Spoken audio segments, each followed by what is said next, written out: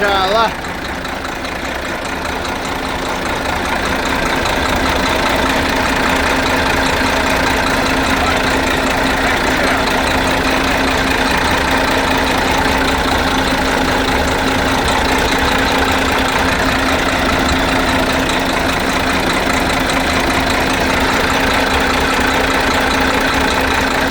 Alhamdulillah, huoltajille öyle.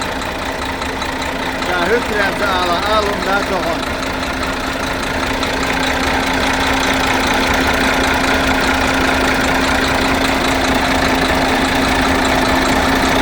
Tää on Terkkien öljyä, huoltajille öljyä.